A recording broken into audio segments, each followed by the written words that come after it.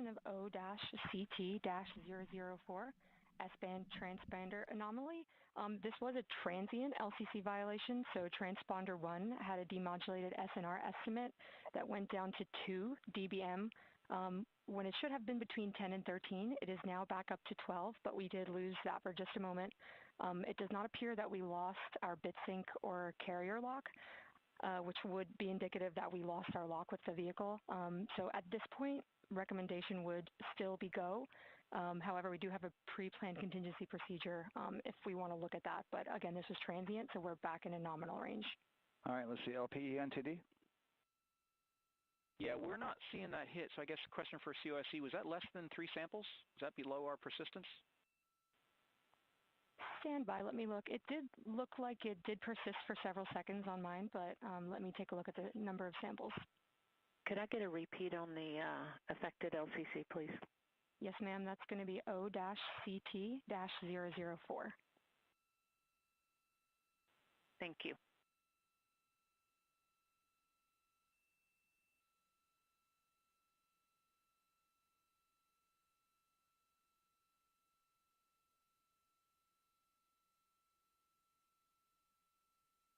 CT-004.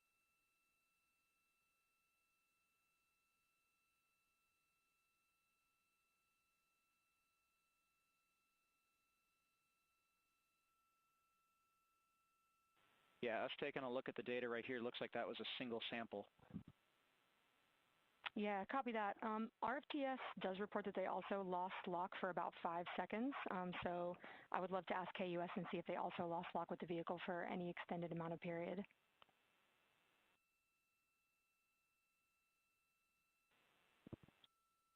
And COSE, while we're doing that, these are 1/10 hertz measurements, correct? So we would have had to lose it for over 10 seconds to get a second sample? Yes, sir, that's correct. It is 1/10 hertz.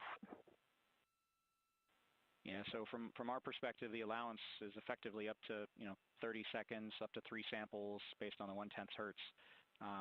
This is not an LCC violation, I believe. Yes, sir, I would agree with that at this point. Copy that. We're checking with KUS on 232. I don't think they have 212 access. We're trying to verify, but it sounds like they have a loss of lock as well. About 2 seconds. Okay. And I guess for both KUS and COSE, do we have lock now? That's affirmed. We do have lock for COSE.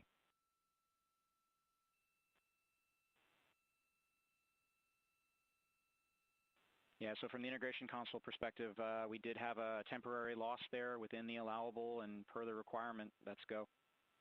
And this is Houston Flight. We have lock and we have good telemetry here in GSE. And KUS is reported too. They have good lock now.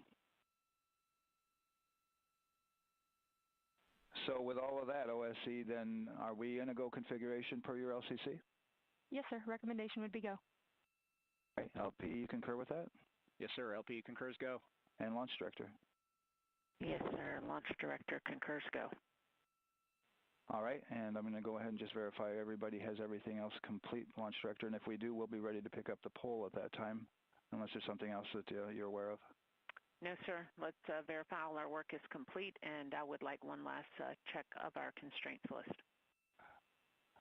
All right, let's see. OTC, are you still waiting for ComConfig, or are you? That is affirmed, sir. Okay, is that your only open item? Yeah, OTC, this is CVSC. That 400 step 290 is complete. Copy. Okay, so OTC, you're complete with all of your work? That's affirmed. All right, copy that. STC? STC is complete. And GTC? GTC is complete. Okay, excellent. All right, and LPE, just want to verify we have no open constraints at this time. No open constraints. We have a clear board, sir. Okay, tracking the same here. And Launch Director, with that, we are clear and ready to pick up the launch readiness poll with your go. All right, sir. I am go for the poll. All right. And for all personnel, this is the NTD conducting the Artemis II launch readiness check. Verify ready to resume count and go for launch. OTC, GTC is go. STC, STC is go. GTC, C's go. MCO, TO's go. Safety Council, The Safety Council is go. LPE, LPs go. RTD, RTD's go. Houston Flight, Houston Flight is go. ROC, Rock is go. and CDR. Crew is go. Copy that. Thank you, Reed. And Launch Director NTD, our launch team is ready to proceed at this time. All right, NTD, I copy all. At this time, I'll perform my poll. Attention on the net. This is the launch director performing the final poll for launch. Verify no constraints and go for launch. EGS, Program Chief Engineer. Artemis Chief Engineers are go. Copy, thank you. EGS, Chief Safety Officer. The Artemis CSOs are go. Copy, thank you. Range Weather. Launch weather is go. Thank you, LWO. And Artemis MMT Chair. MMTs go. Thank you, John. And Integrity Launch Director. Good Airways, Charlie. PLT. Thank you, Charlie. This is Victor. We are going for our families. MS1. This is Christina. We are going for our teammates. MS2. This is Jeremy. We are going for all humanity. All right, Charlie, your Artemis II crew is go for launch. Full send. I copy that. Reed, Victor, Christina, and Jeremy. On this historic mission, you take with you the heart of this Artemis team, the daring spirit of the American people and our partners across the globe, and the hopes and dreams of a new generation. Good luck. Godspeed, Artemis II. Let's go.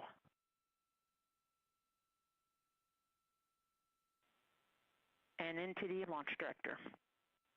Go ahead, Launch Director. Yes, sir. You have a go to proceed with countdown. Copy that. I'll put it in work. CDR, NTD. Go. Your risers and initiate short purge per your EPROC 10.1.1, steps 8 and 9. 10.1.1, 8 and 9 going to work. Copy. CVSE NTD, start and verify recordings of our Orion cameras. Copy. Okay. Well, there you heard it. RSR NTD. RSR. They're getting ready to start terminal count. SNA arm rotation enable at this time, please. It's currently at T-minus 10 minutes. Once we wrap up this last bit of work, SNA arm rotation enable complete. we're going to start that clock. Copy that. Thank you. Integrity crew, close and lock visors.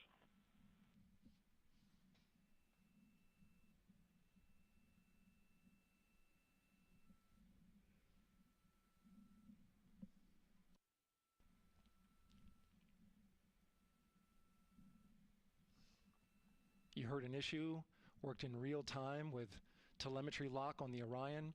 It was transitory. It was very short. They checked the data, confirmed that they had a good lock. This was with the S-band transmitter on the Orion. Worked through that issue, looked at the data, and cleared it. All with the world watching. Impressive work by the launch team. So we have a 2-hour window, which starts in just a few minutes at 6:24 p.m. Eastern Time and goes until 8:24 p.m. Eastern Time. And ECL NTD will be waiting for your verification on the short purge. ECL copies. And for all personnel, once we get that short purge verification, we'll verify that we are clear to go, and then we'll proceed with the terminal count.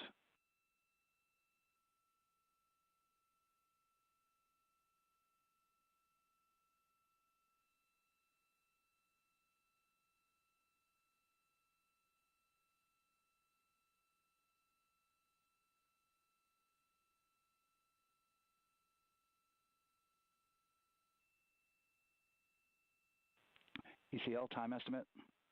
About a minute. Copy.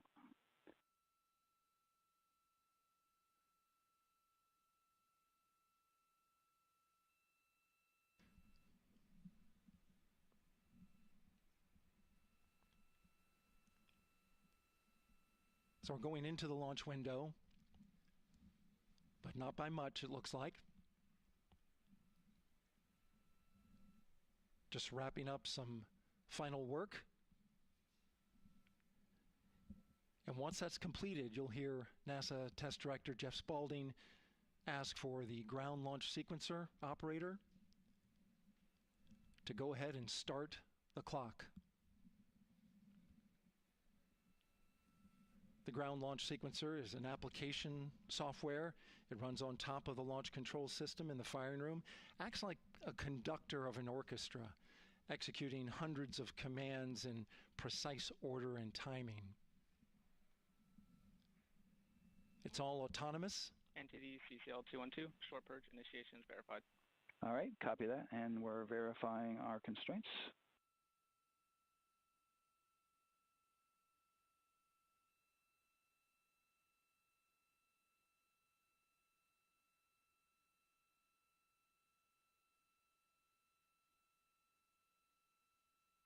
All right, and we're clear from cutouts.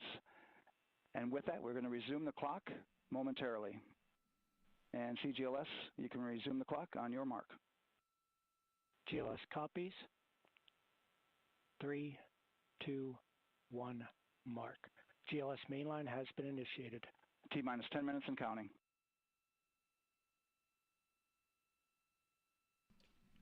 And that begins terminal count. Our new T0 is 6:35 p.m. Eastern Time. 6:35 p.m. Eastern Time. We are now counting down to liftoff of Artemis II.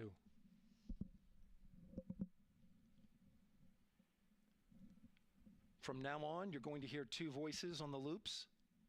If everything goes nominally, NASA Test Director Jeff Spaulding, who's directly managing the launch team, and Alex Bendelos, the GLS operator who closely monitors the software. He has the ability to stop and restart the countdown.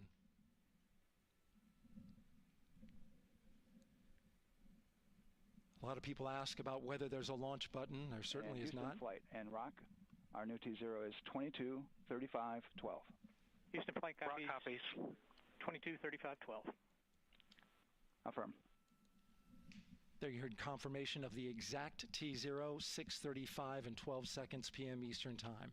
Again, our T0 is 6:35 and 12 seconds p.m. Eastern Time. But as I was saying, there's no launch button. This is autonomous.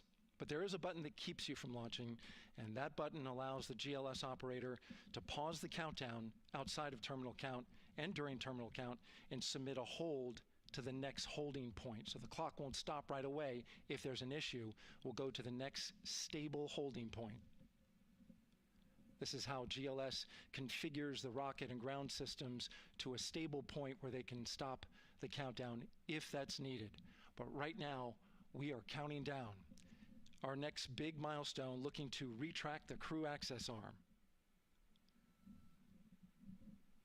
GLS is go for crew access arm retract. And there you see the crew access arm moving away.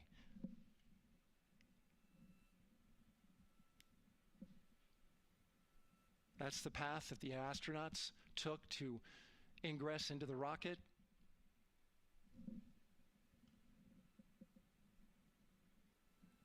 Until this point, that was their way off the pad if they needed to evacuate. But now with that arm retracting, the backup transitions to a launch abort system.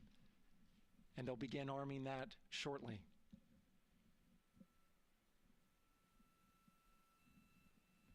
Of course, the launch abort system, great shot there of the crew access arm retracting away. The launch abort system is the tower at the top, and that's what would pull Orion and its crew off the top of the rocket in case of an emergency, whether it's on the ground or in flight. This is critical safety hardware that protects the lives of the astronauts.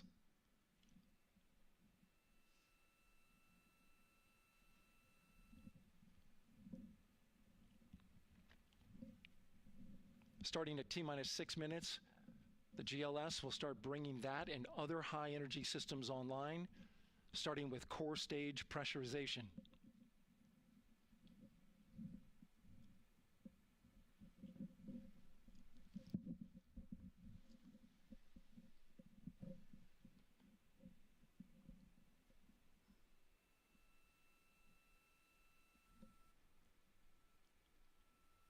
Weather is 90% go. The range is go. All systems are go.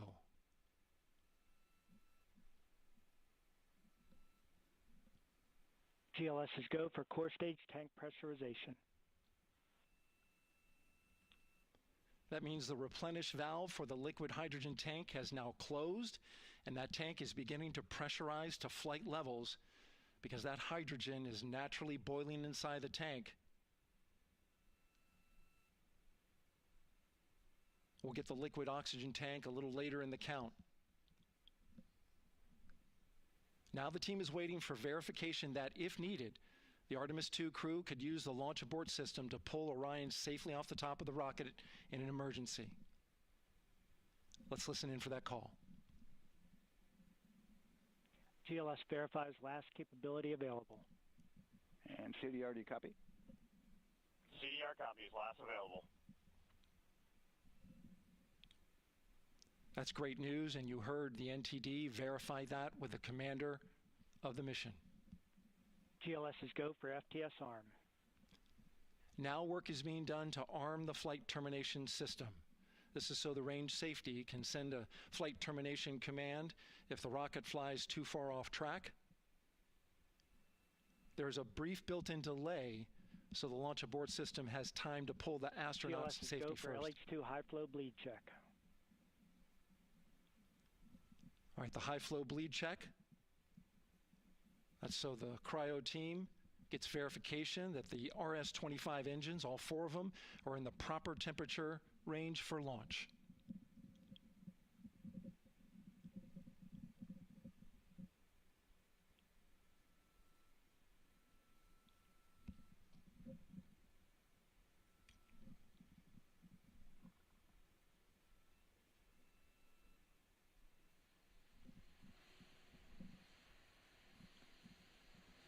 GLS is go for core stage APU start.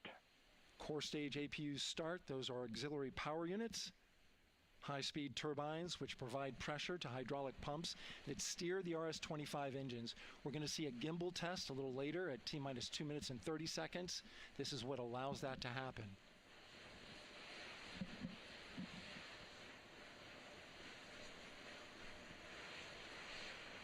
Coming up in about 20 seconds, we're listening for go for purge sequence 4. That's a helium purge of the 4 core stage engines downstream of the propellant valve. This gets all the air and moisture out of there.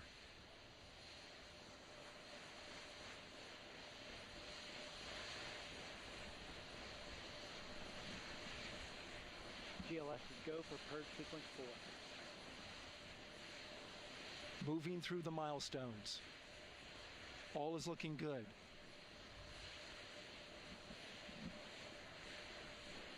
Coming up in just a few seconds, we're going to get that thrust vector control actuator test. This is a gimbaling of the engines.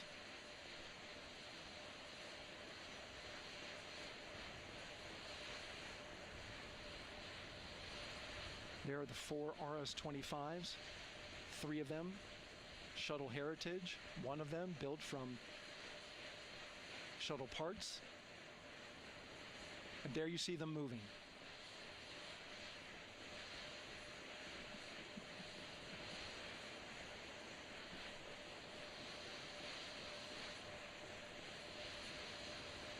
Now we're going to start moving the power from both the upper stage and the lower stage of the rocket to internal, taking ground power away and now going to battery power. GLS is go for upper stage to internal power. All right, power is removed from the rocket's upper stage, the ICPS, and it's been switched to battery. Same milestone for the lower core stage coming up at T-minus 1 minute and 30 seconds. Right now, the 4-person Artemis II crew is 248,000 miles away from the moon. And if all goes well, they will fly by it in 6 days. GLS is go for core stage to internal power. All right, there's the rocket's core stage, which houses 3 flight computers, is now on its own power. There's no more hold time because there's no more margin on these batteries. So we would have to recycle back to T-minus 10 to recharge if we had a hold.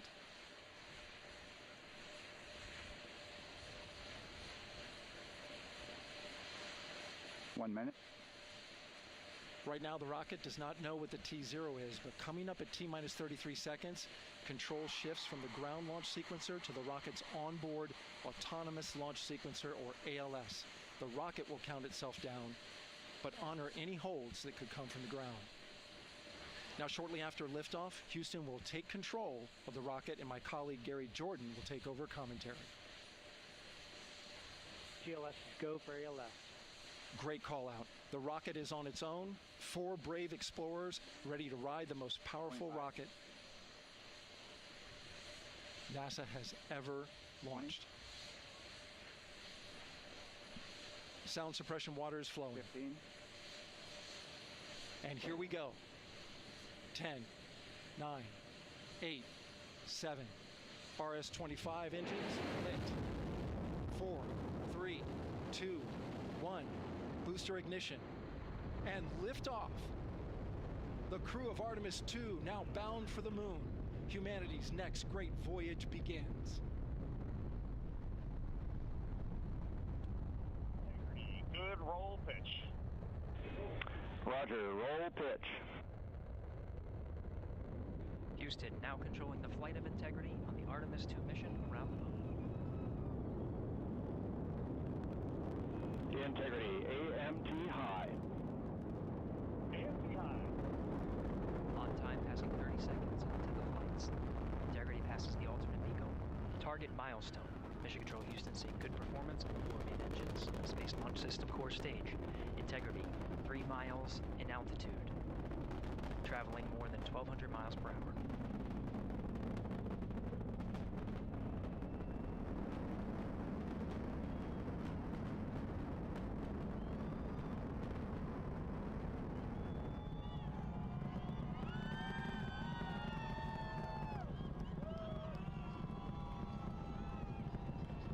Mission elapsed time, passing 1 minute, approaching max Q. On, Ponce de Leon. Stan, we have you loud and clear on Ponce de Leon. Have you the same? Communication signal transfer confirmed as Integrity and its crew go supersonic. Approaching 90 seconds into the Artemis II mission. Integrity is 14 miles in altitude, 8 miles downrange, traveling more than 2,600 miles per hour.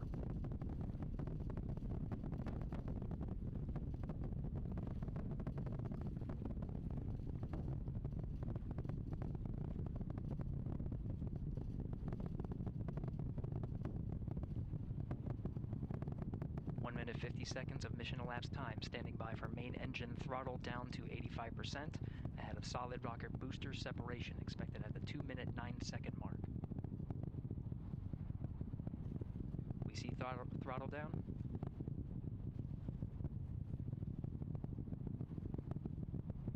Confirmed separation. Main engines throttling up, guidance converged.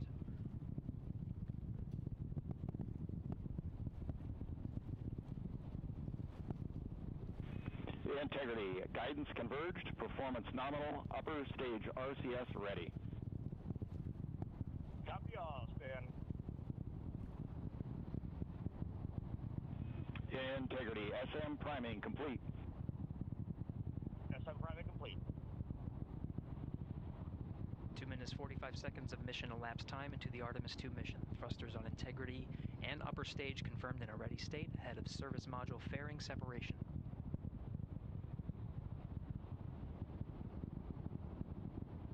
3 minutes into the flight. Integrity 49 miles in altitude, 78 miles downrange, now passing 5,000 miles per hour.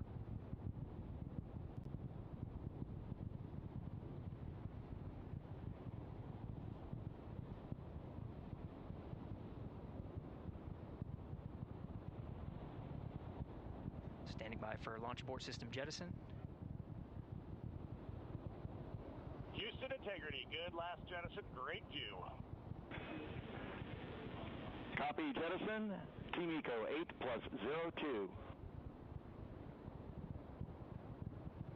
We see the same on board, Stan. And Houston has you loud and clear on Tidris at the Carmen line. Outstanding, Stan. We have you the same.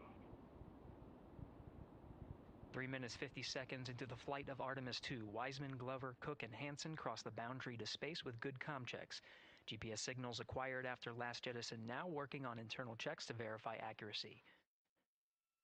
Flight Dynamics Officer analyzed the time of main engine cutoff, confirmed at 8 minutes 2 seconds, time of MECO.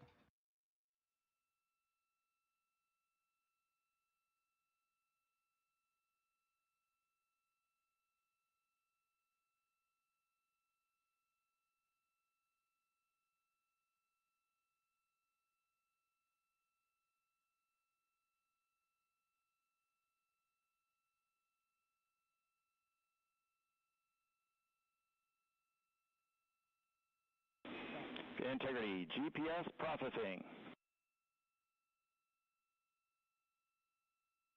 Outstanding, Stan. We see the same, and we have a beautiful moonrise. We're headed right at it.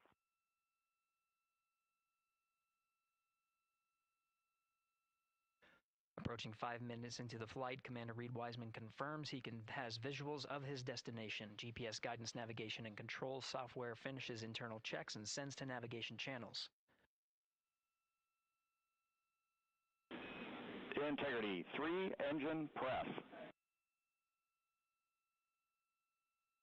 3 engine press. On time, now passing 5 minutes 20 seconds of mission elapsed time into the Artemis II mission. At this point, 3 good main engines are all that's needed to carry Integrity to a nominal main engine cutoff target. Though at this time, we're seeing 4 good engines here in Mission Control Houston. Integrity, 75 miles in altitude, 330 miles downrange, approaching 10,000 miles per hour.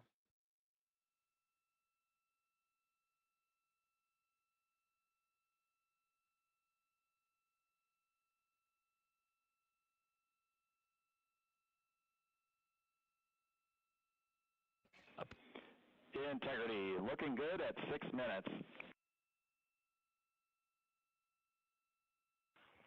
Same on board, Stan. Good trajectory and engine performance. Booster officer will soon report the shutdown plan to Flight Director Judd Friedling, expected at the 7-minute mark. Integrity, 78 miles in altitude, 460 miles downrange. Integrity, expect nominal shutdown. Integrity copies, nominal shutdown.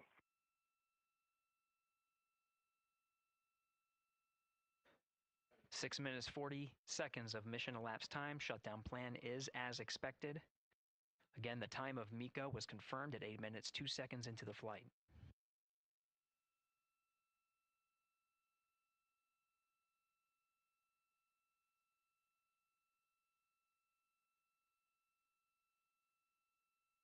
Seven minutes of mission elapsed time. Throttling down as we approach the abort once around option. Milestone at the 7-minute 30-second mark. Now 84 miles in altitude, 650 miles downrange, traveling more than 15,000 miles per hour. Integrity, AOA open. AOA open. The window is now open for an abort once around option that would target splashdown in the Pacific Ocean. Still following nominal ascent at this time.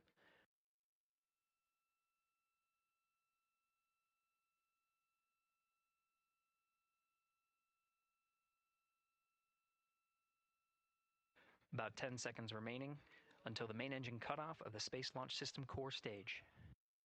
Standing by for confirmation of MECO and core stage separation.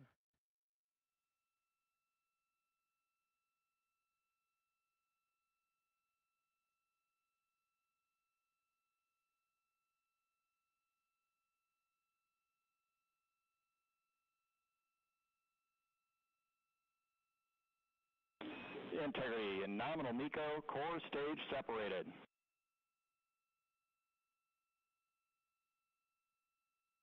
We see the same on board, Stan.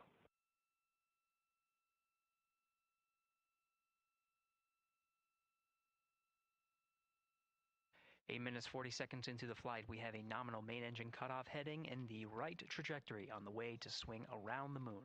Core stage has separated, done its job. The Space Launch System upper stage, the interim cryogenic propulsion stage, or ICPS, still attached to the Orion spacecraft.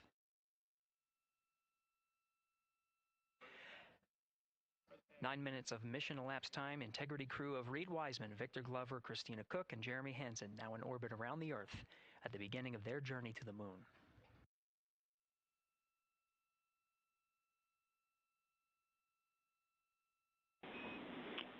Integrity Houston, looking ahead to PRM numbers so far per the pad.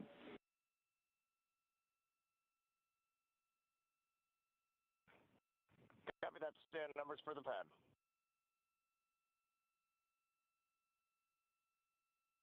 Capcom Stan Loves now reminding the crew that the perigee raise maneuver time of ignition is as expected prior to booster ignition.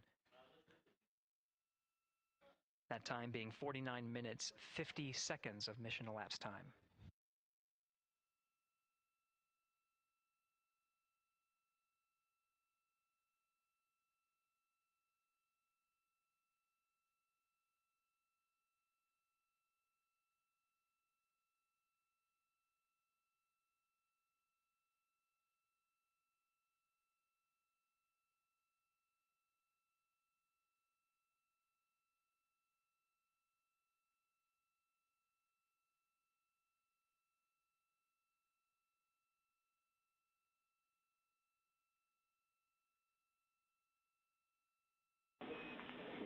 Integrity, good. NEDs deploy.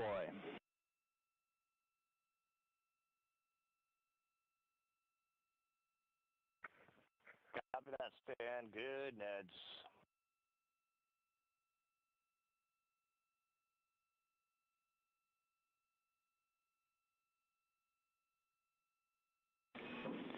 And Integrity Houston for PWD setup. Just a reminder, halfway open on the secondary. We copy that, Stan. Halfway open.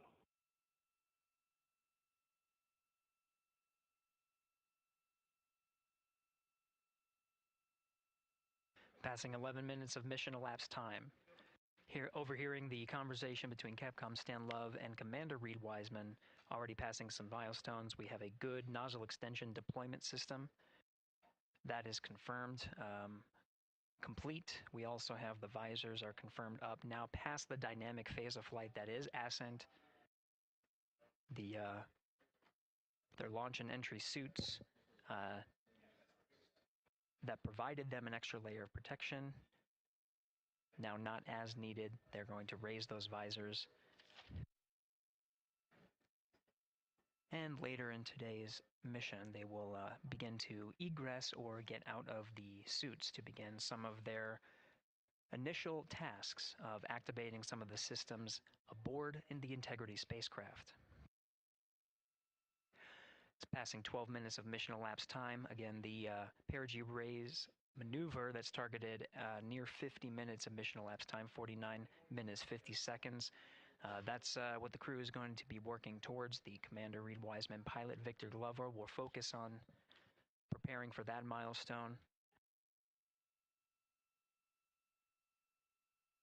In the meantime, mission specialist Christina Cook and Jeremy Hansen will start some of the activation of environmental control life support systems. You may hear confirmation of their activation over the Orion to Earth communication network.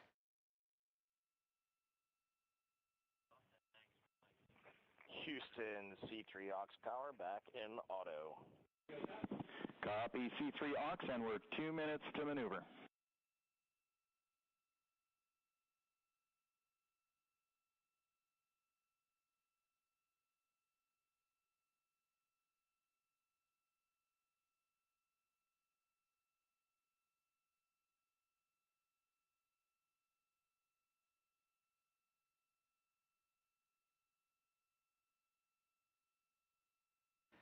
"13 minutes and 30 seconds of mission elapsed time. We're going to continue to follow the crew of the Artemis II mission They are beginning their journey around the moon to verify the systems that will take us to its surface. An incredible ascent.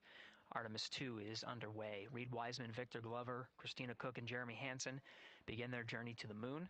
Still milestones to come up as we await solar array deploy and the critical burns that will get Integrity into high Earth orbit around the Earth before engines are fired to get us around the moon. We'll keep tabs on Integrity and its crew from here in Mission Control Houston.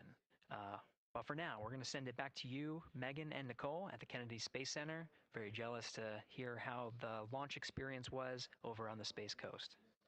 Yeah, Gary, if people are just joining us, welcome back to the Space Coast, where we just saw Artemis II lift off 14 minutes ago. And wow, what an amazing launch, and an emotional one, too, as soon as the rocket lifted off. Nicole, you had tears in your eyes, I had tears in my eyes, and we had all these people around us cheering. It was amazing. Yeah, the energy was wonderful. I mean, it was a beautiful launch.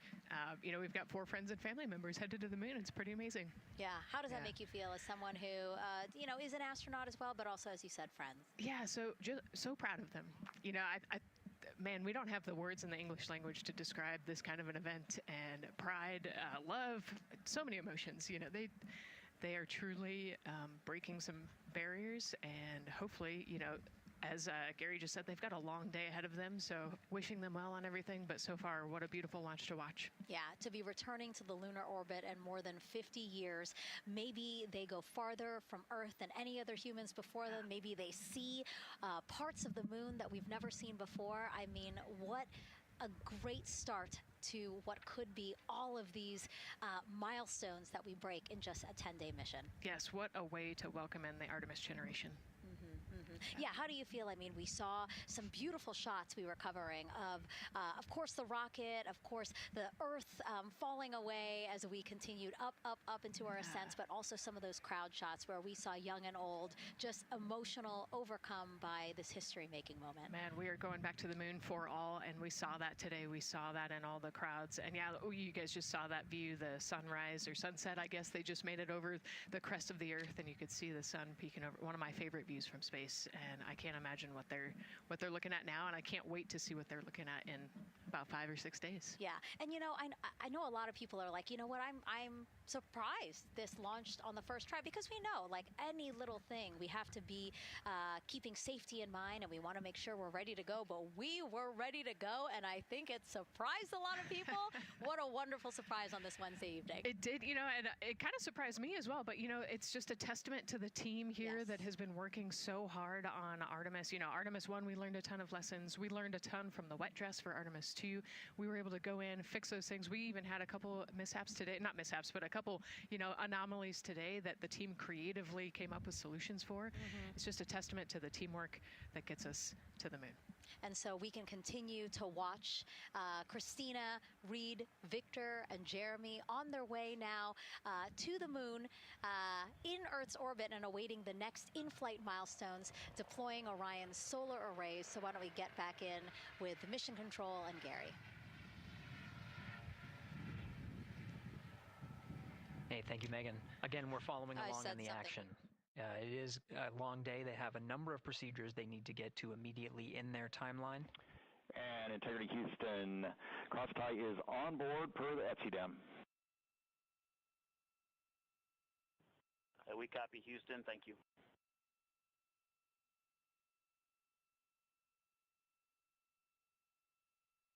Cross-tie referring to flight controllers here initiating a connection between some of the batteries aboard the Orion spacecraft, allowing for an even distribution of power. This is the flight control teams that took us through ascent of the Artemis II mission today. Right now we're, as you see, passing 18 minutes of mission elapsed time. The Orion spacecraft Integrity and the interim cryogenic propulsion system are maneuvering tail to sun. It is in this orientation, this attitude. Integrity anywhere, it's on that momentary prop caution.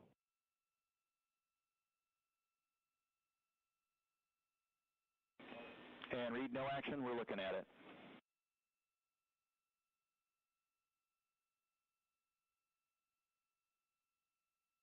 Commander Reed Wiseman verifying what is being routed to his displays aboard Integrity. Propulsion engineer confirming that no action is needed at this time. They're pressing through with their nominal procedures to prepare for the perigee raise maneuver. And of course, the solar array wing deploy ahead of that. The solar wing deploy is a critical milestone. We'll continue to have our coverage follow the mission until that deployment. A successful launch is just the beginning. The deployment of the solar arrays and successful confirmation that those solar array wings are drawing power is a significant milestone and says to the flight control teams that we will continue on today's mission. Power needs to be drawn to continue through some of the next milestones. Until then, the AOA open option that was called up upon ascent, the abort once around, is the current option, and abort to orbit option ATO will be switched to a preferred mode at the time that the solar array wings are deployed and latched. It gives the flight control teams a little bit more flexibility. Integrity Houston, update on TDRS handover for your pad.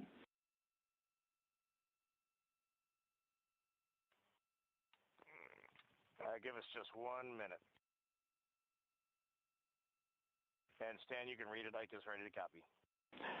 Roger. TDRS handover east to west expected 1 second earlier at 5:1 minutes, 26 seconds.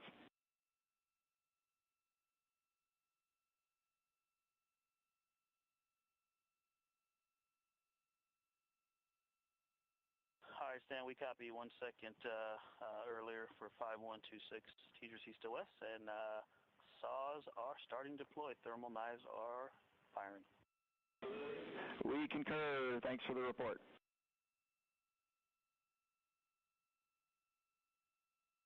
Read back of the reports that you just heard on the Orion to Earth network. Integrity has maneuvered tail to sun. The RL-10 nozzle on the end of the ICPS is pointed towards the sun, and the solar array deployment sequence has begun. With the deployment confirmed, it'll be several minutes until they are what is called in a latched position. Once they are latched and confirmed to be drawing power, they can switch the mode to ATO and continue along the mission. The teacher's handover at the pad, that message meant the crew was provided some preliminary numbers of when to expect handovers between the tracking and data relay satellites. Currently orbiting Earth at an altitude of 545 statute miles above the Earth, they are in a near-Earth network communication system. The tracking and data relay satellites, geosynchronous satellites that are stationed about 23,000 miles above the Earth. After the apogee raise burn that occurs later today, the burn itself will put them in an altitude that surpasses the range of the tracking and data relay satellites, and they will transition to the deep space network today. And Integrity, for prop messages, we see 2 temperature measurements right near the line. It's that momentary message you saw earlier. We're going to suppress those. It's CM helium heater 2 T1 and heater 1 T1. They're going suppressed. Integrity, thank you. We see the same.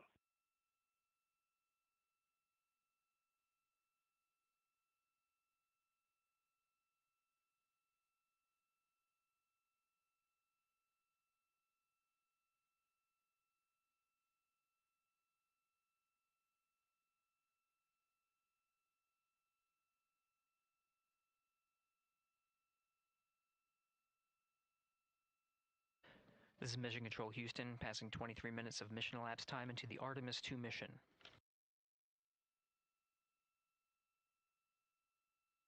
This is after a launch that began at 5:35 and 12 seconds Central Time, 6:35 and 12 seconds p.m. Eastern Time.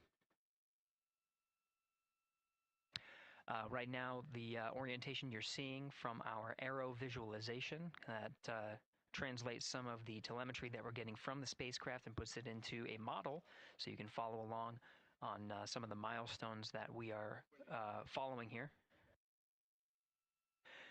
The RL-10 nozzle that you see at the left end of your screen, though it is currently not firing, that nozzle is pointed towards the sun, and the solar arrays are currently deploying.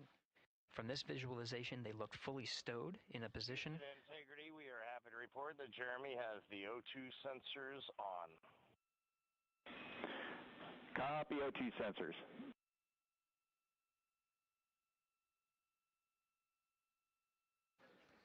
Again, Commander Reed Wiseman and Pilot Victor Glover overseeing the deployment of the solar arrays. And we'll follow the attitude maneuver changes ahead of the first burn of the ICPS engine, the perigee raise maneuver. Integrity Houston, we see 4 saws deployed and latched, ready for ATO preferred. Yeah, we're almost there in the procedure stand, and we see the same thing. And Integrity Houston, we are seeing a 7-second miscompare between the MET on Orion and ICPS. We'd like you to read us the MET from your center status bar and for the ICPS on StackSum.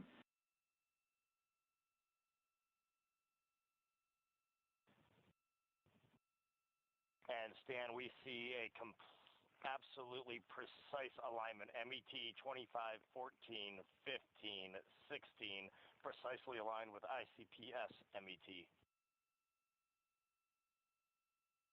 Copy, thank you for that. We'll investigate a ground issue. And Houston Integrity, ATO preferred set. Copy, ATO preferred.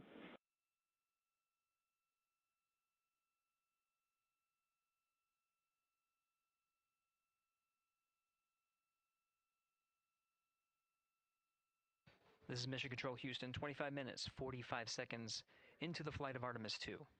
We have confirmation that all 4 solar array wings are deployed and latched. This is the configuration needed to switch to ATO preferred, which you did hear confirmed from Pilot Victor Glover. That mode has been switched. There's also a discussion with Capcom Stan Love and Commander Reed Wiseman about the alignment of the MET clocks on the Orion spacecraft and the ICPS. Commander Reed Wiseman confirmed the clocks are in sync, no issues. They're going to investigate it on the ground. We're proceeding with today's mission. 26 minutes of mission elapsed time and counting.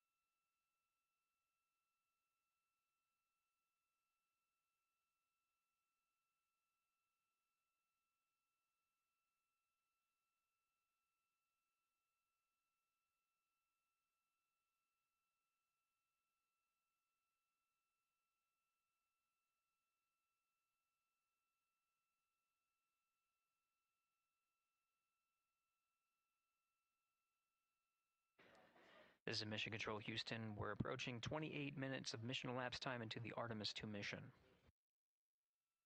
At this point, we've had a successful liftoff from the pad at 5:35 p.m. and 12 seconds p.m. Central Time, 6:35 and 12 seconds p.m. Eastern Time.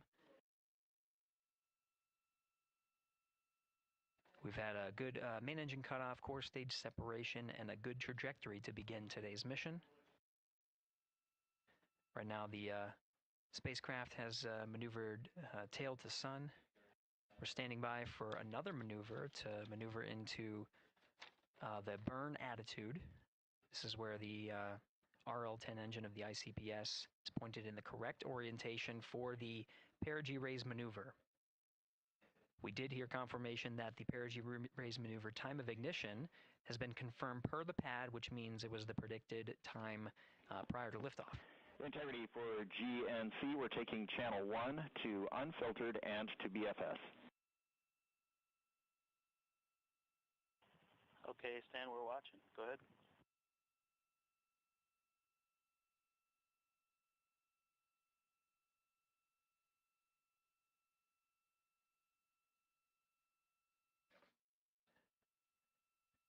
Capcom Stan Love reading up to the crew of Integrity. They will switch the navigation source from channel 1, standing by for confirmation that that switch has occurred. Pilot Victor Glover will receive confirmation when, and as at least watching to confirm that that switch has occurred.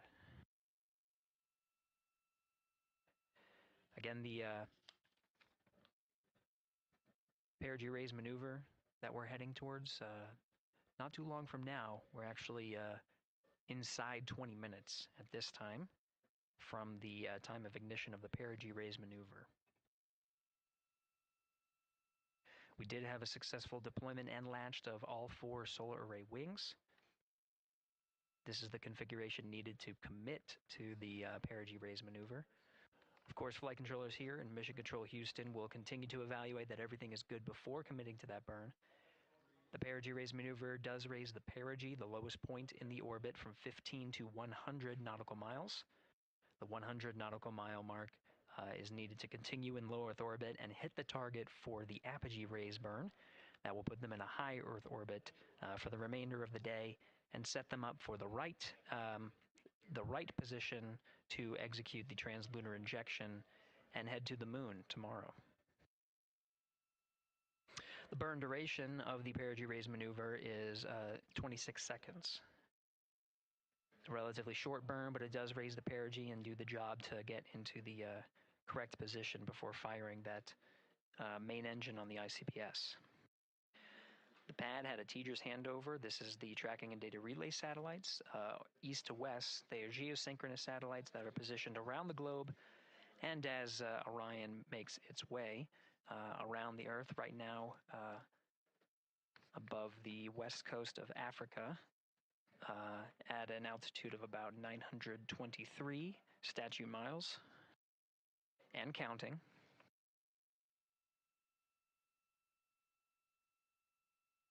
The perigee raise maneuver is not executed at the perigee.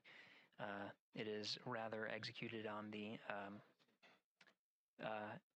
actually closer to the apogee. But what it does is it raises the perigee on the other end of the orbit to 100 nautical miles.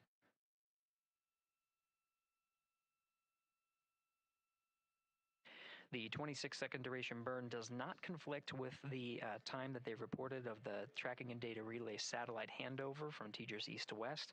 Again, geosynchronous satellites that are used not only by Integrity today, but the International Space Station as well.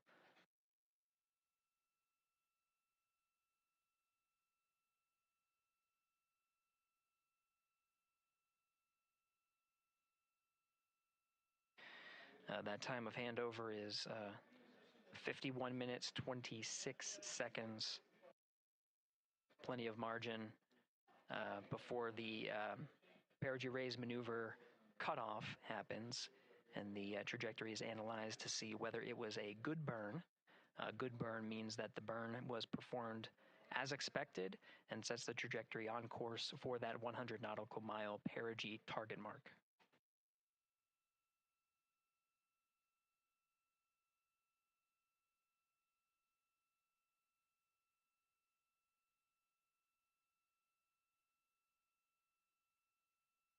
Again, for those sticking with us on NASA Plus and following along on our coverage, we will continue to follow and to cover the mission until, actually, we'll continue to cover the mission 24/7.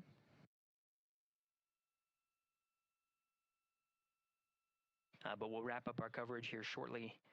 And now that solar array wing deployment has occurred on NASA Plus and Amazon Prime. Again, we will continue coverage 24/7 at the NASA YouTube channel. For those that want to see all of the upcoming milestones, there are select times where we will be coming back to NASA Plus and other streaming platforms.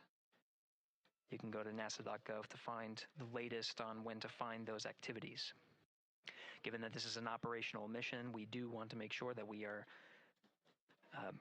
maintaining transparency in the mission and providing you all the information on what's happening in space as Reed Wiseman, Victor Glover, Christina Cook, and Jeremy Hansen head on their mission around the moon.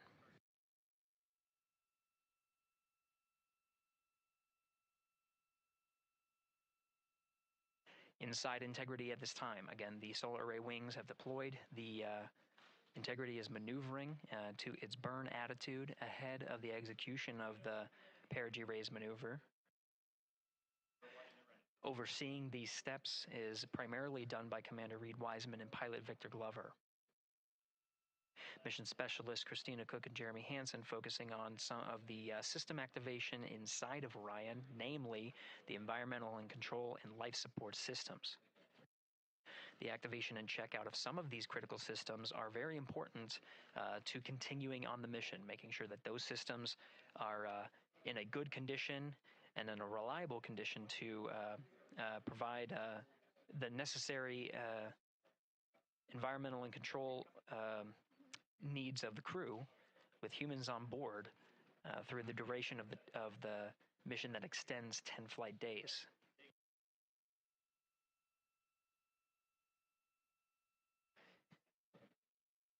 Standing by for an update to the perigee raise maneuver time of ignition. Should be right up to the crew very shortly. Integrity Houston, updated PRM numbers when you're ready to copy. All right, Houston, we are ready to copy. TIG is 2 seconds earlier at 4 minutes, 48 seconds. TIGO unchanged at 26 seconds. 49, 48, TIGO 26.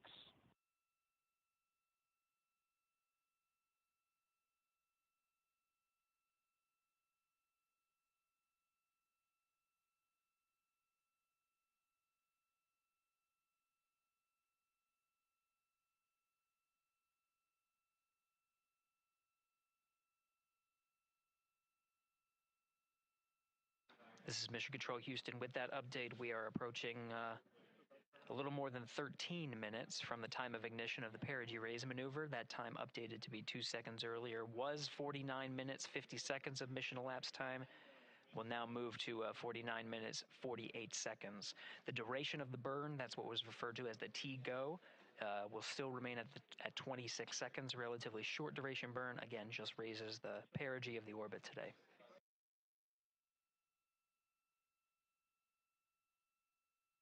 Making sure they hit the mark on that time of ignition is the primary concern of Commander Reed Wiseman and pilot Victor Glover. Mission specialist Christina Cook and Jeremy Hansen inside activating those environmental control and life support systems.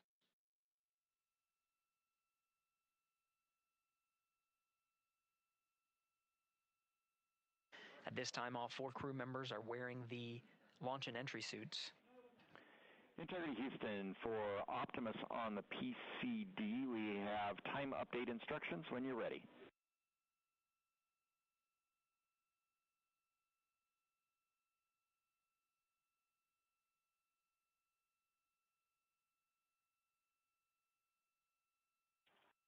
And Houston, Integrity, we copy. Hands are pretty busy at this time. I think we will call you back when we're ready for that. All right, that one is not urgent.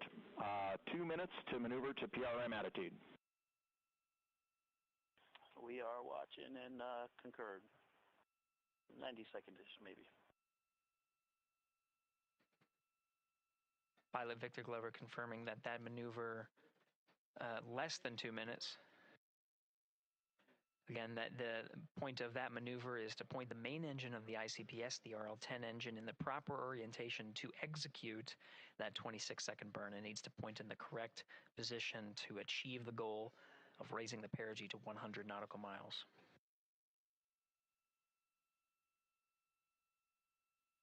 You heard some of the environmental control system activations over Orion to Earth.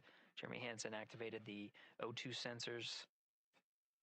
They'll be measuring the cabin of Orion.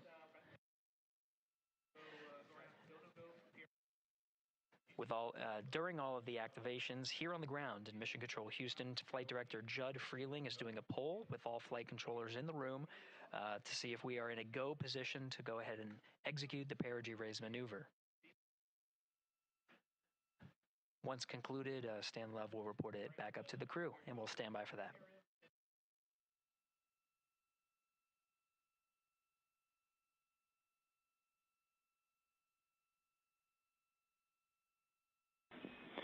Integrity Houston, MCC polls go for PRM pending attitude and saws.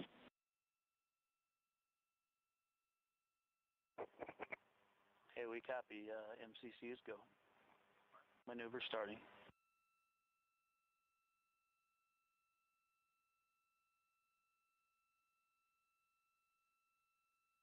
40 minutes of mission elapsed time. The maneuver to the burn attitude has begun. The maneuver also is paired with reorientation of the solar array wings that have been deployed. They will have various positions throughout the duration of the flight. Of course, solar array is meant to maximize the draw of power from the sun. So when deployed, we're in a biased solar array wing configuration that was called solar normal. This allows for the greatest surface area of the solar array wings to be drawing power and powering up those batteries of Integrity, of which a cross-tie was enabled between the four batteries, the four battery buses that are inside of Orion. However, for the perigee raise maneuver, the solar array wings will be put into a position to take on the loads imparted by the ICPS main engine when they execute the 26-second burn. You can see in the animation here, the solar array wings are in motion, and the attitude is being reconfigured to point the engine in the correct direction, those solar array wings being pointed forward.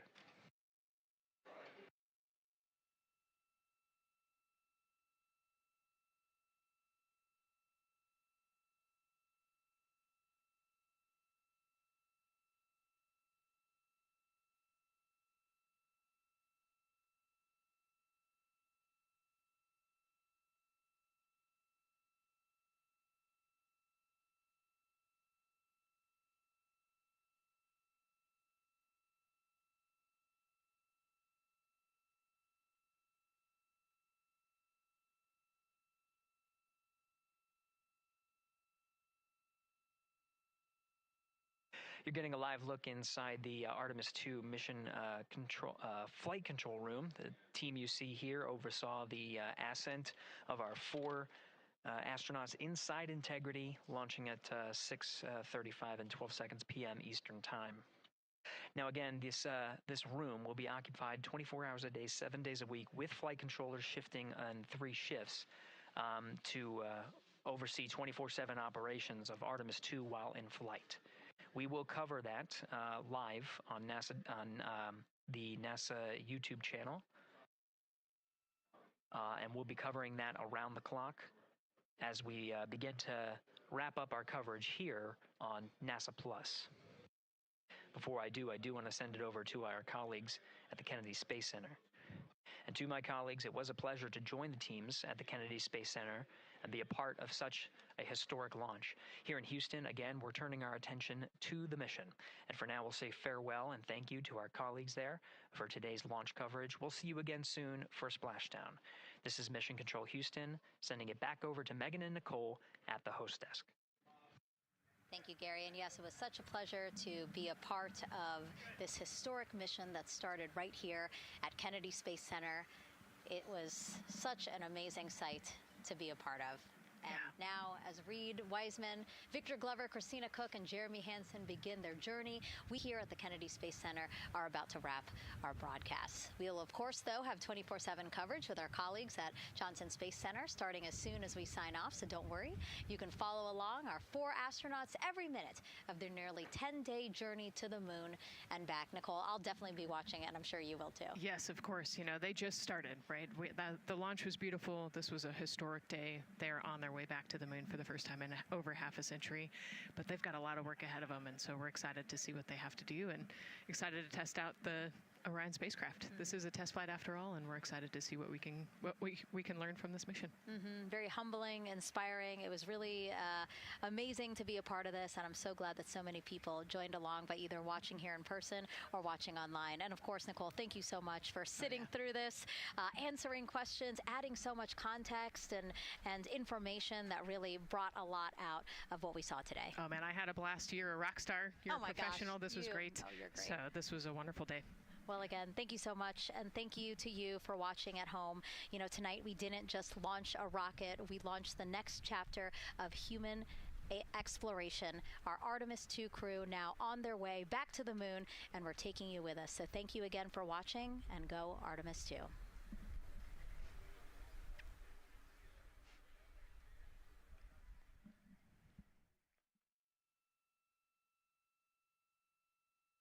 All 4 astronauts, and it appears all of them are undergoing their suit leak checks.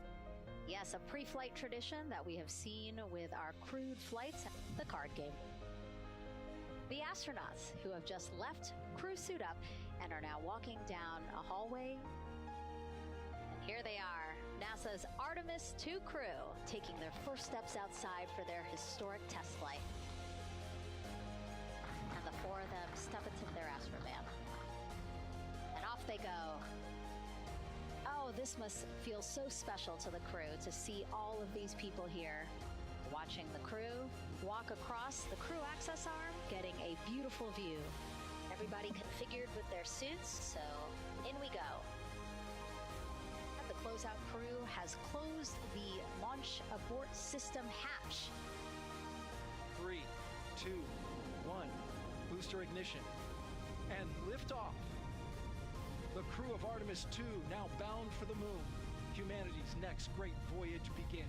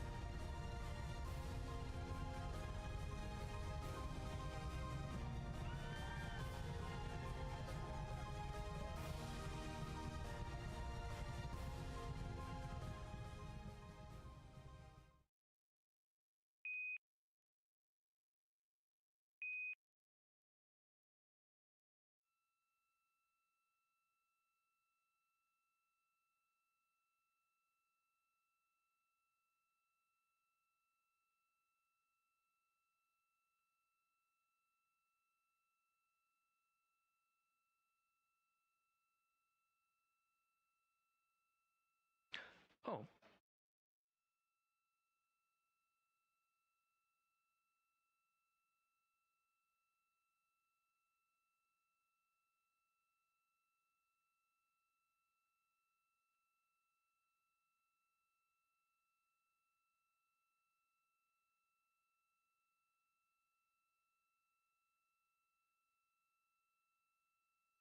All right, this is Mission Control Houston. Welcome back for our 24/7 coverage of the Artemis II mission. At this time, we are a little more than 1 minute from the time of ignition of the perigee raise maneuver.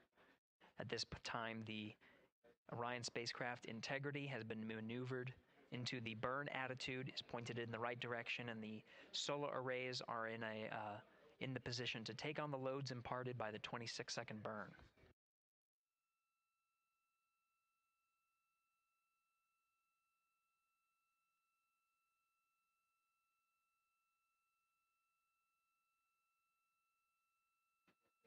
Now at 1 minute to the perigee raise maneuver. The teams here are part of the ascent team of the Artemis II mission. Now getting our first views from one of the solar array wing cameras over the tracking and data relay satellites. We are in a night pass as we are about a little more than 1,300 statute miles above the Earth, just east off the coast of Madagascar. So we have, you can see the Terminator line right just west of the Philippines and the west coast of Australia, where we'll start to get some sunlight again. Now we're just seconds away from the time of ignition. We have ignition.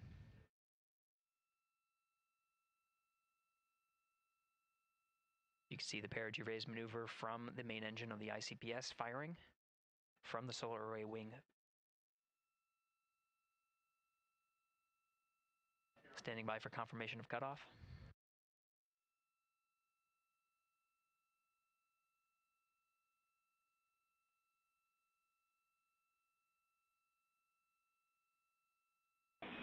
Integrity, good PRM, and 1 minute to Teeter's handover. Copy that. We see the same on board, and the sun is rising on integrity. Outstanding.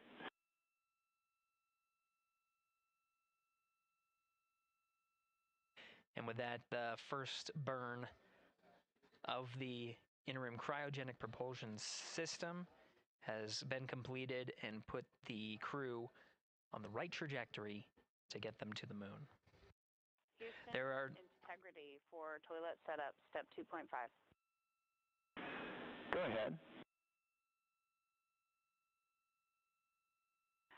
Yes, there was not an installed Oxon inlet filter, even with empty oxone in the hose when I opened up the filter.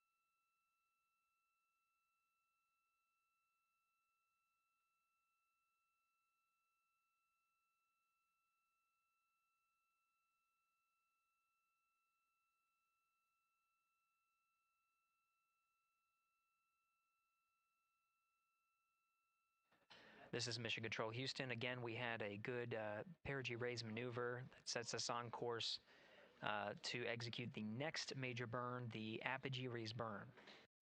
Now, the perigee raise maneuver just adjusts the orbit while we are in low Earth orbit, but the apogee raise burn is quite a significant burn, just shy of 18 minutes long.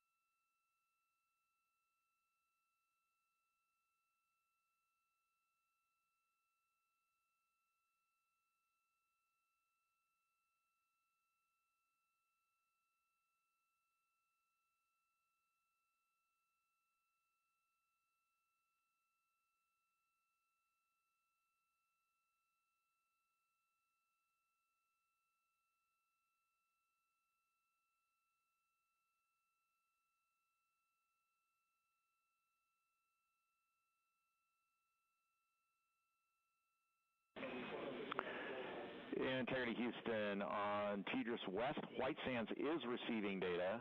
Houston is not. We're still troubleshooting.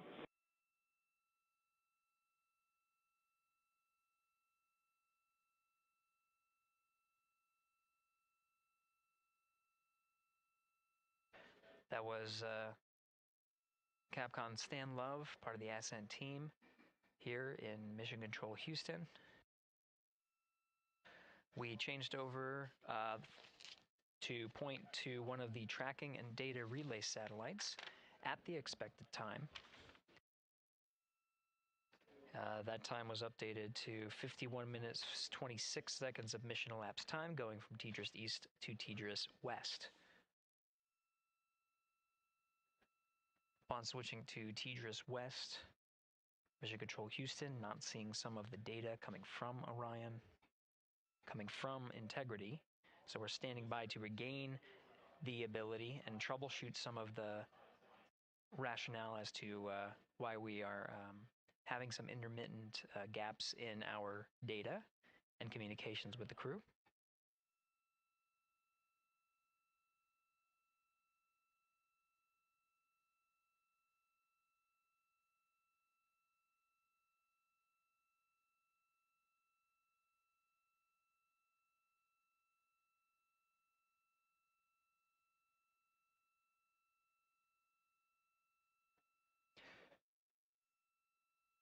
Now again, as the teams are troubleshooting. Integrity Houston in the blind.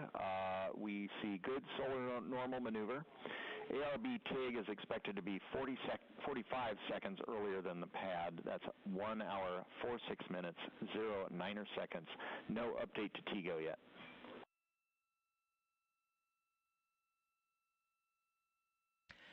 That was Capcom Stan Love here in Mission Control Houston. He used the term "in the blind." That refers to as part of the data that we are not getting from the TDRS West satellite. Noting that we understand that we may not be receiving communications from the crew, though they may be able to hear us. So Stan Love reporting what status is known on our end. We do know that from the data we are receiving that the upper stage and Integrity have maneuvered to solar normal, meaning that the orientation, the attitude of the spacecraft is such that the solar rays can draw the maximum amount of power.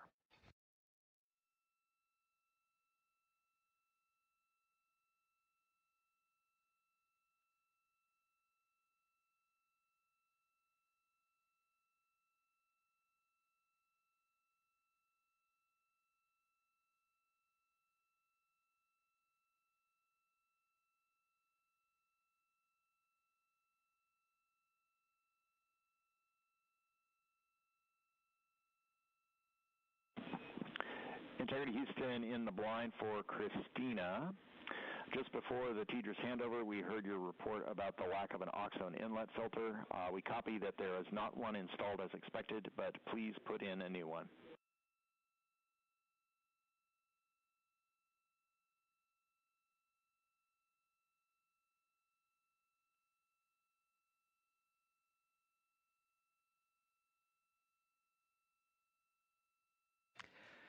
Team here you see in this row at the Capcom console is NASA astronaut Stan Love.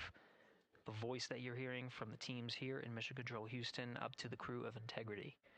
A Capcom voice that you'll hear throughout the mission as well. Next to Dr. Love, to his right, is Jackie Mahaffey, the Chief Training Officer for the Artemis II crew, and a voice that you'll hear from here in Mission Control Houston. Flight Director Judd Freeling is to Stan Love's left. The Ascent Flight Director and leading the teams through the ascent that happened today.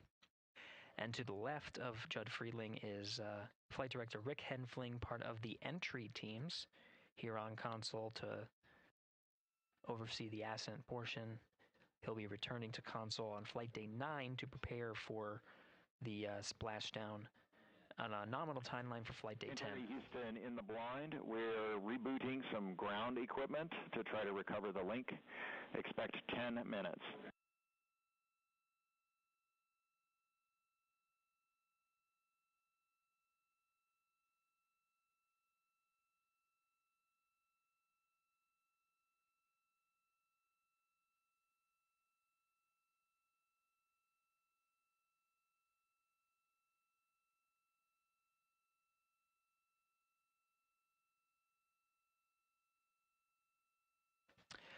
This is Mission Control Houston.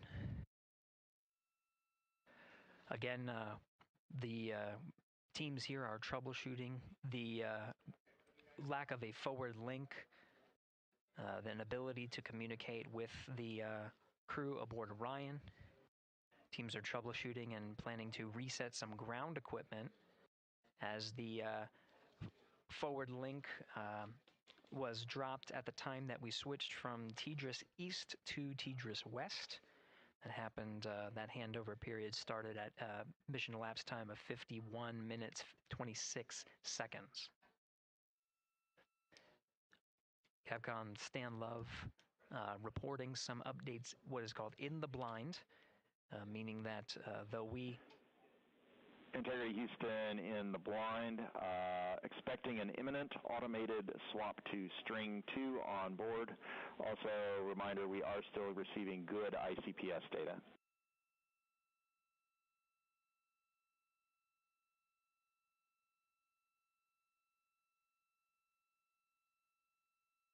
Again, Capcom Stan Love reporting to the crew in the blind, meaning there may be an ability for the crew to hear the calls from the ground.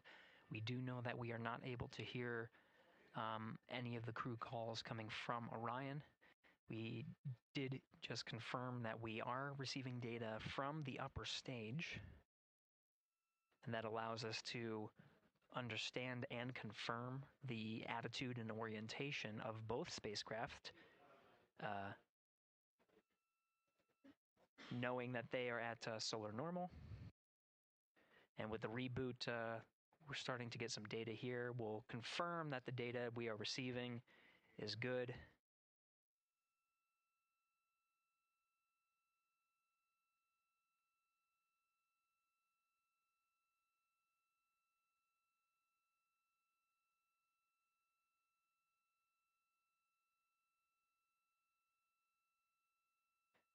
And with the regain of comm, we're starting to get some views aboard the Orion spacecraft. Integrity Houston, voice check on TDRS.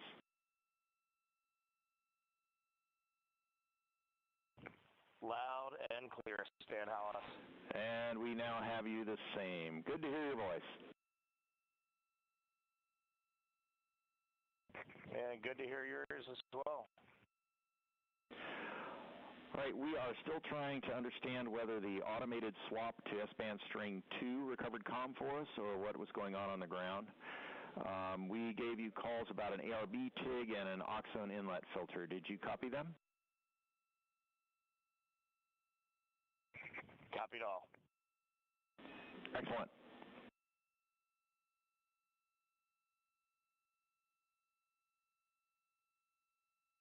This is Mission Control Houston, though the solutions that were applied to regain the communications from Integrity is not known which one worked. We do know that we are receiving data. We're getting confirmation that is updating some of our telemetry that shows that the solar array wings have been reconfigured to the solar normal. Again, drawing as much power as possible. While Integrity is in flight and awaiting the next burn, the apogee raise burn. And you just heard confirmed, though Stan Love was reporting some things in the blind, meaning we could not hear the crew respond to any of the calls that were going on Orion to Earth. We did confirm from Reed Wiseman aboard Integrity that they did hear all of the calls that Capcom Stan Love was reporting. And Integrity for comm, while we are sorting out the earlier comm loss, we plan to remain on S-band string 2. Copy S-band string 2 and quid 19 has been inhibited for right CCD. Copy quid 19.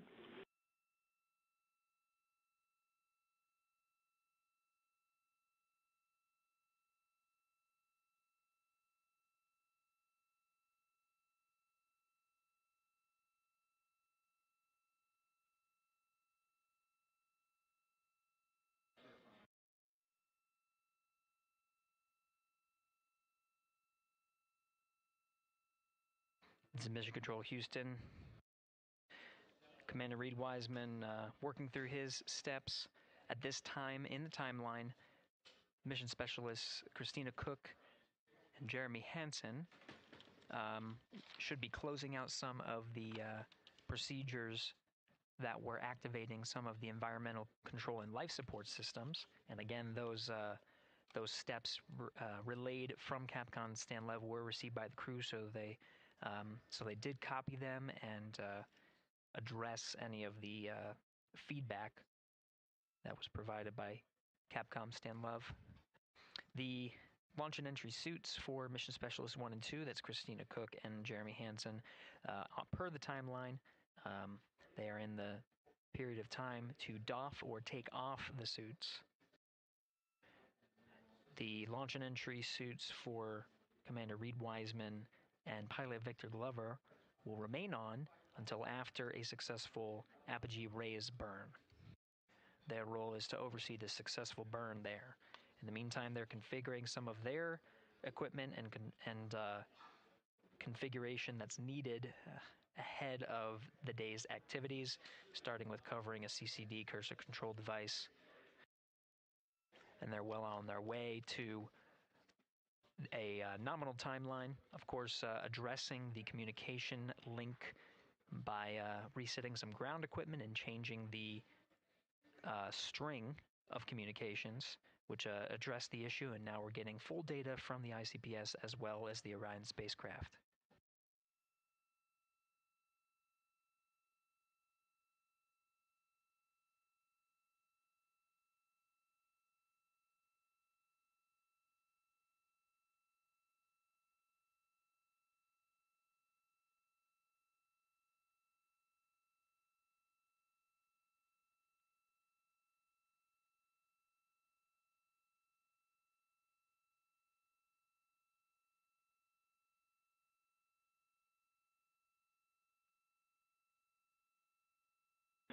Integrity Houston, questions for Jeremy and for Christina.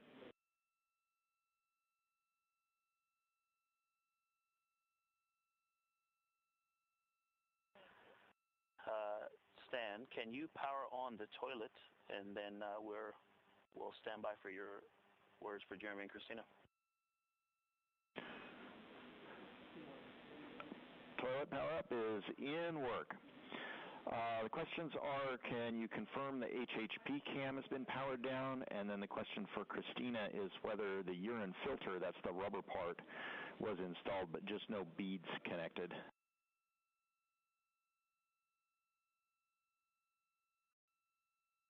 And that's affirmative. The filter was installed, no beads. Thank you.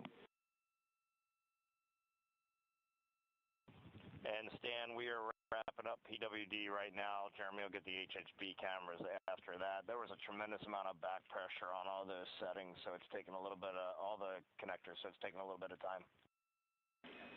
Copy. Thank you.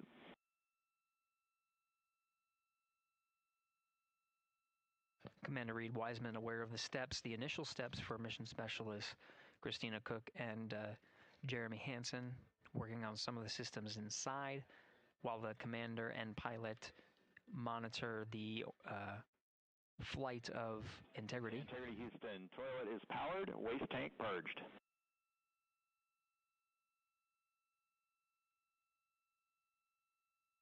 We copy that, Stan. Thank you. Some of the equipment inside needs to be activated by flight controllers here in Mission Control Houston. The activation of some of these necessary for their trip on their first day in orbit as part of the Artemis II mission. while Christina Cook addressed the waste systems that are on board now that they're activated and purged. Jeremy Hansen working on the potable water dispenser, rather. One of his initial steps is to activate the equipment and start filling some bags as a reserve. So he's working through those steps. The HHP camera is one of the internal cameras inside of Integrity. HHP camera was one that was captured through the duration of ascent and recorded into the flight computers. Go ahead.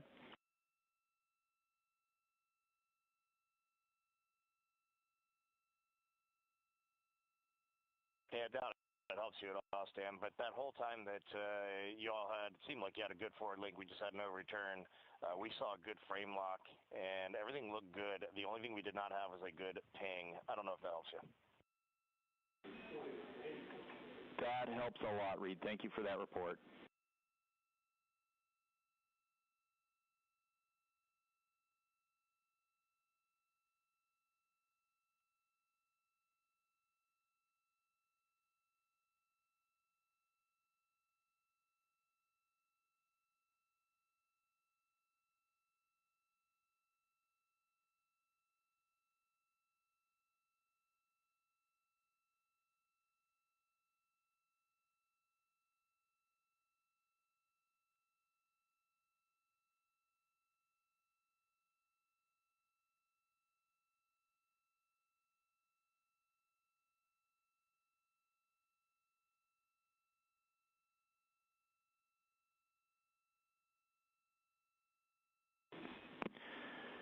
Integrity Houston for SAW. We saw the SAW 3 brake go into error position. We're confident it engaged, but we saw more motion than we expected during the burn. We are cycling the brake on that SAW.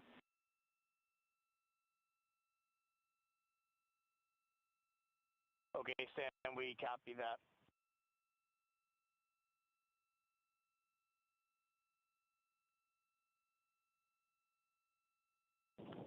HHP cameras are off, Pup 1 switches are off, Stan. Copy HHP and Pup, thank you.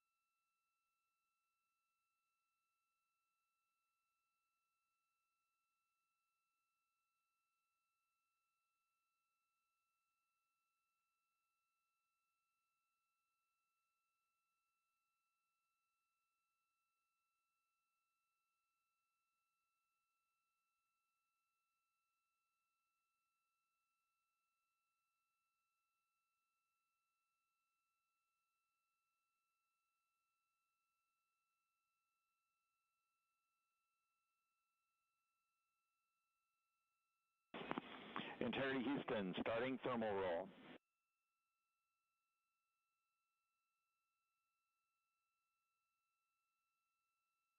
Houston Integrity on toilet, step 6.7. Go ahead for step 6.7.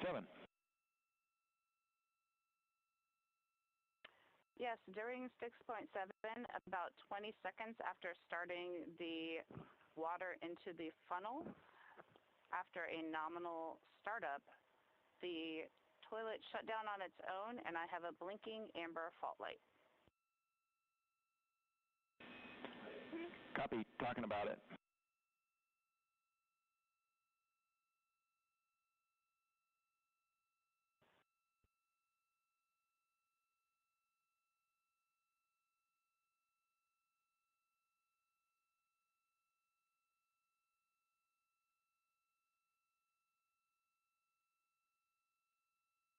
And integrity for toilet, we're going to have to think about that for a while. In the meantime, CCUs are available in Alpha 2.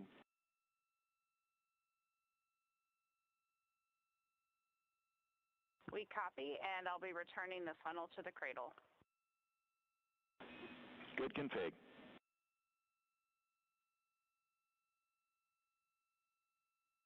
This is Mission Control Houston, a readback of some of the communications that occurred on Orion to Earth. We're now at 1 hour, 17 minutes of mission elapsed time. We got confirmation that the upper stage and Integrity began a thermal roll. They are on the illuminated side of the Earth right now at an altitude of just a little more than 1,000 statute miles. The thermal roll allows for even distribution of heating from the sun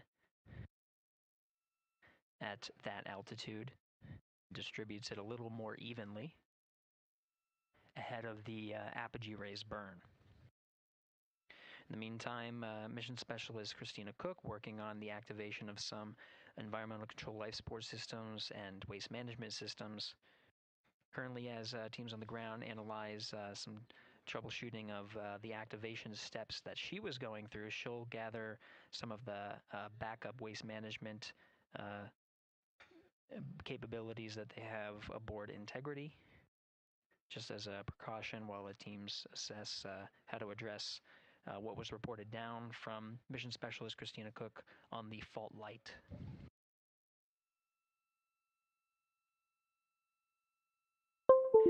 Now at mission elapsed time of 1 hour, 18 minutes, we are coming up on the post-launch press conference at the Kennedy Space Center, where subject matter experts have gathered to and will address the launch that just occurred, and media will ask some questions.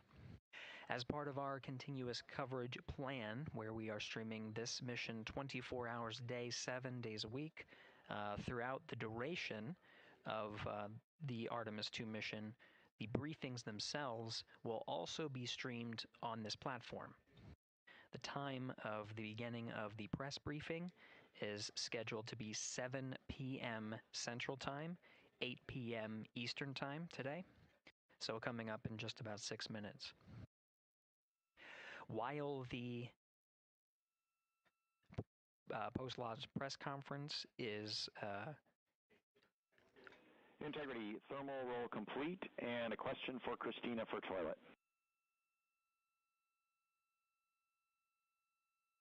All right, Stan, just give us a minute, and the view of Australia was epic just now. It's amazing to be at this altitude, and Christina's working hard. Roger. And Integrity, we also have a story about a water tank valve problem during powered flight.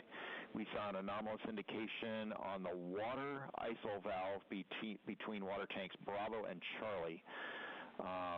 Based on the signature we saw with the tanks during the PWD checkout, we think that valve is closed. We are going to troubleshoot that going forward.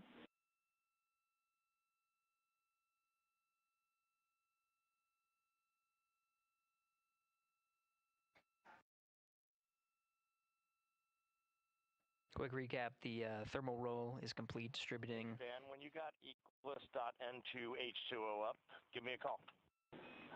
I'm looking at it. Tab stop 17, we show that valve closed, if that helps you. That is also what we see, and that's exactly the valve we're looking at. Related to that, question for Jeremy. For the PWD checkout, did you check out the primary first or the secondary first?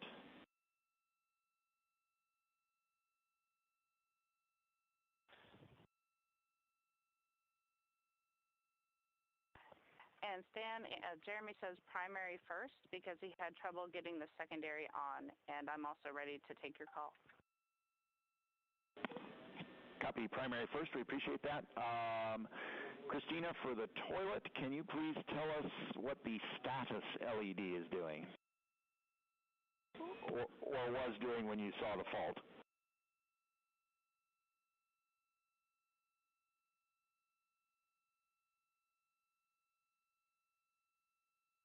It had been on per normal, and there was good suction, and then it turned off when the fault started blinking. That's valuable information. Thank you. Teams on the ground continuing to troubleshoot the waste management systems aboard Integrity. Now we'll continue to follow the mission here as the 4 astronauts work on the steps to activate some of the systems and prepare for the apogee raise burn. About 3 minutes from now, 7 p.m. Central Time, 8 p.m. Eastern, we'll start the press briefing. That press briefing will happen on our 24/7 live coverage. While that is happening, you can listen to the Orion to Earth loops and continue to cover the mission and views from the solar array wing cameras aboard Orion.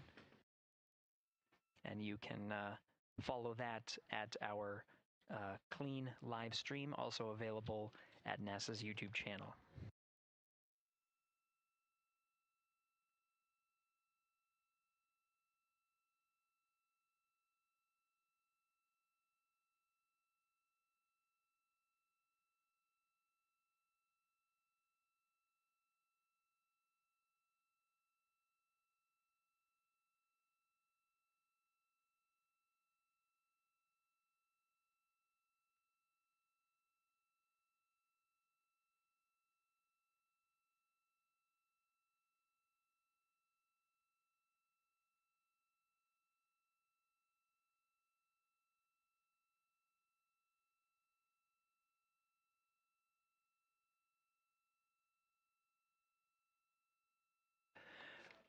This is Mission Control Houston, passing 1 hour and 23 minutes of mission elapsed time into the Artemis II mission. The Integrity crew, about 800 statute miles over the Earth, currently passing over Australia. Commander Reed Wiseman confirmed that pass over Australia, they were able to peek out the windows and see that view from an altitude that is higher than any of them are used to. Jeremy.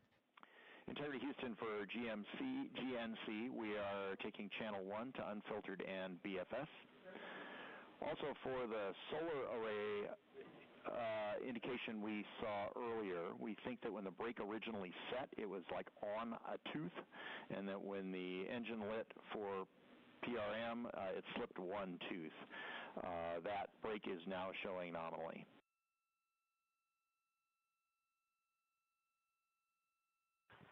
Okay, Stan, we copy that. And I'm just curious, I feel like about a half an hour ago you took 1 to unfiltered in BFS. Is this nominal or did something happen? Victor, this is nominal. Okay, thanks. Copy.